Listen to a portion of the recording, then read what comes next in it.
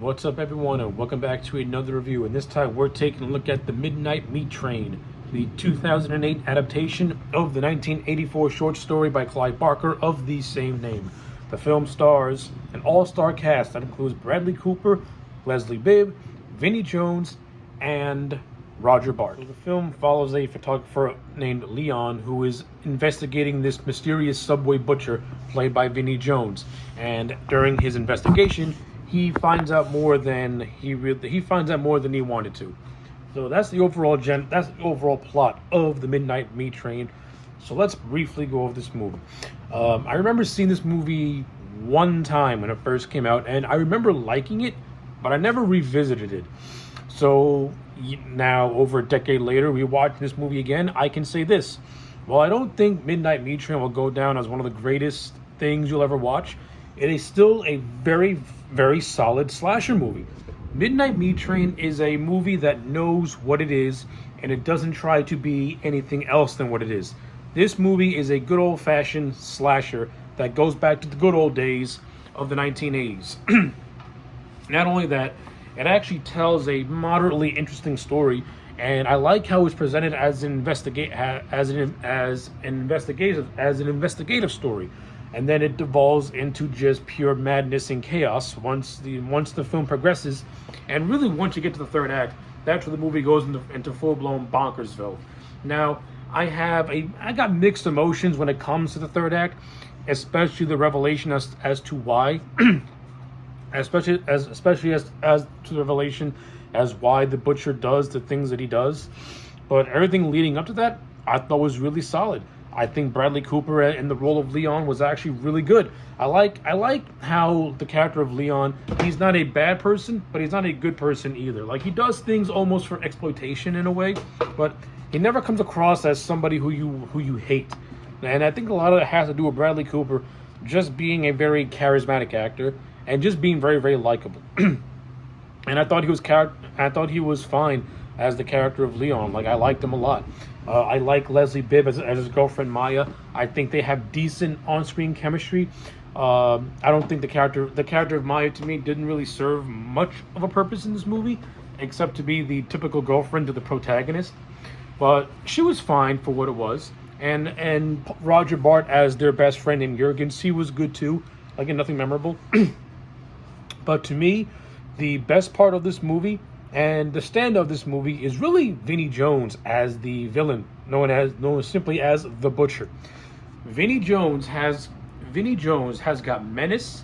He's got presence, and when you see him on screen, when you see Vinnie Jones on screen, you know something's gonna go down. Something's gonna be really, really bad, and that's encapsulated in his first scene where he kills this girl that Leon saves from being attacked by a bunch of thugs in the subway.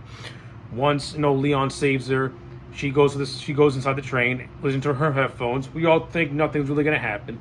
Then all of a sudden, the butcher takes up like this giant hammer, just whacks her in the face. From that moment on, the butcher, that's it. From that moment on, once the butcher's on screen, you're just waiting to see what he's gonna do next. You have this one scene where he takes out 3 people and he brutalizes them. With one of those characters being Ted Raimi in a cameo. So cool to see Ted Raimi. He bashes Ted Raimi's face in and his eyeballs pop out, and then he decapitates the girl. I mean, again, every single scene the butcher's in is good stuff. That's where the gore gets ramped up. If I have any complaints whatsoever, I think this movie relied too heavily on CG, and there are a lot of areas when the CG looks bad. Especially in the scene that I mentioned earlier with Ted Raimi, the way they did the way that looked, it just felt awkward to me.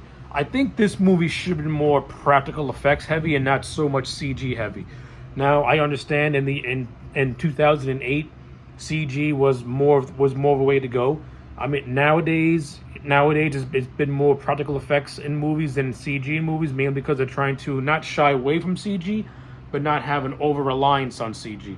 But back during the time when this movie came out, CG was used more often than maybe it should have in certain aspects. And I think for a movie like this, they should have kept it much more practical and much more grounded in terms of the effects. Not to say that all the CG is bad in this movie. I mean, some of it is okay, but in the certain instance where you do get some practicality in this thing, it's better and it looks much better. But I digress. But yeah, Vinnie Jones as the Butcher, A plus. Thought he was great. He had little to no dialogue in this movie, but his character did not need no dialogue. Vinny the Butcher should come across more as this unstoppable force than somebody that's gonna have a conversation with you. Because I think if the Butcher and Leon would have started to have like conversations or start talking in just any way, shape, or form, then the Butcher would have lost his mystique. The one time the Butcher does talk is at the end of the movie when Leon kills him, and he just says "welcome" before he dies. Now, throughout the course of the movie, Leon's investigating the Butcher, and he gets more sucked into this thing, to the point where it's more or less where Leon more or less takes the Butcher's place at the end of the movie. Takes the Butcher's place at the end of this movie. Now, getting to this part is now where we gotta talk about the third act. So Leon's doing his investigation, stuff like that, going to the police, and the police don't buy it, they don't believe it. This actually plays into the end of the movie with one of the cops that Leon talks to named Hadley. So we get to the third act of the movie. Now, throughout the course of the movie, Leon, he's becoming paranoid. He's becoming like he's engulfing himself more into this investigation on the Butcher, to the point where it's putting a strain to his relationship with Maya, and it's to the point where Maya is now getting sucked into this thing. So Maya goes into the subway, and she gets cornered by the Butcher, seeing a bunch of bodies that are strung up in one of the subway cars, in a scene that can be very similar to something you would see at a slaughterhouse, or in the Texas Chainsaw Massacre. And she has her little rumble with the Butcher. Now in the other half, you have Leon, who is just fully embracing this thing. Fully, his psyche is almost broken to the point of to obsession because of this. So he gears up for a confrontation / final battle with the Butcher, which we eventually see. And the fight between Leon and the Butcher in the last half of the movie is brutal. It's good. It's a knockdown, drag-out fight, and I like it. These guys are hitting each other with everything. Meat cleavers, hooks, knives, you name it, it's happening. But all this is going down as the train is speeding through various tunnels and stuff like that. But then it gets to this abandoned tunnel, and this is where we find out why the Butcher does the things he does, and why all these people are being killed in this subway car. So it's revealed by the conductor, who was played by Tony Curran, I believe his name is. So we see his character early on when he's having a conversation with the Butcher after he does one of his killings. So the conductor's in on it, by the way. So we get to this abandoned tunnel, and these reptilian creatures enter the subway car and start ripping the bodies, start eating these bodies. And the conductor explained to us that these creatures had been here since before the birth of man and the dawn of man, and that they've been here for an eternity, if you will. And it's his job, along with the Butcher, to prevent these creatures from going to the surface world, if you will, and attacking innocent passengers during the day. Hence why they gotta do all this stuff at night, to keep these creatures at bay. And the Butcher was selected to be the person to kill the... I don't really know how I feel about this whole thing of ancient creatures and on the underground subway and stuff like that. Like, I don't know. It feels kind of too far-fetched to me. Like, I know in this short story, it's like something very, very similar. Only the creatures in the short story are more like the original founding fathers of New York. This movie does not take place in New York. It's implied that it takes place in Los Angeles, if anything, because it looks like LA when you're watching the movie. So, like, I don't know how I feel about the whole reptilian ancient creature thing. I don't know. It kind of like for a movie that was mostly grounded for the first two acts with maybe implied supernatural stuff, but nothing really flat out said to you, mainly because the Butcher has, like almost has inhuman strength, but it never really felt out of the realm of possibility. but once you get to the third act, the groundedness kind of goes away, and it kind of goes in, and the third act feels something that was like, okay, how do we tie all this together? And I think that's how the short story to me feels like. Also, it's Clive Barker struggling to tie everything together, and it shows on screen. I think I think the idea is, how do we get Leon to be the new butcher?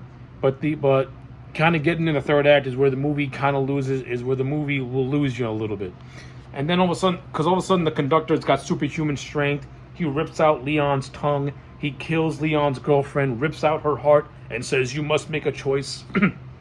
And this is what leads to the ending of Leon taking the mantle of the butcher, and the revelation that the police officer Hadley was in on it too, since she's the one that hands out the timetable schedules for the butcher to use, so that way he can do his killings at whatever appropriated time. So, like, I like the idea of the cop being in on it.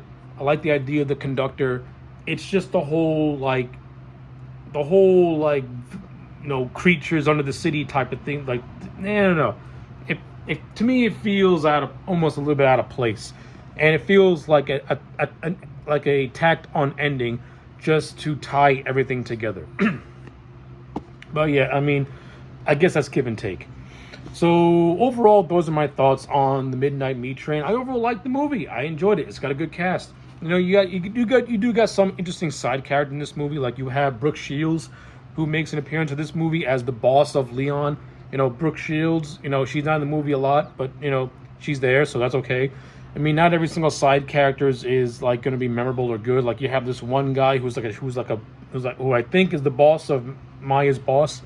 He tries to be comic relief, but I didn't really get no chuckles out of him. But he didn't really get no chuckles out of me. But that's that. But what this movie does have that I do like is that I like the directing. The movie is directed by a Japanese guy named Ryala Kitamaru. I forget to say his name wrong, I'm sorry. I think he brings a very unique, distinct look to this thing. Like, the movie has a unique look to it, so I like it. The cinematography by Jonathan Sella, I think, looks nice. I think it's also really good, too. It's very stylish and very sleek. I'm not a fan of the washed out color palette. It kind of just gives the movie like a sense of dullness to me. And a little bit of color would not hurt, because there are instances where the blood in this movie looks way too dark, and looks way too dark. And not only that, there are just instances in general where this movie has got a lot of has some dark scenes in it in terms of like lighting, and you can barely make out what's happening. It's kind of similar to Alien vs. Predator Requiem, in which the cinematographer is a very talented guy, but they make creative choices that are just not that great. And that kind of bleeds in a little bit with this, where Jonathan Sella is a great cinematographer. He did the John Wick movies. I just don't like some of the creative decisions he made in terms of how you lit certain scenes. But overall, a very solid movie. If I'm going to give it a grade, I'm going to give it a solid. I'll give this movie a 7 out of 10. I think it's worth your time. So yeah, those are my thoughts on the Midnight Meat Train. Let me know yours in the comment sections down below. Like the video and subscribe, and I'll check you back next time for more.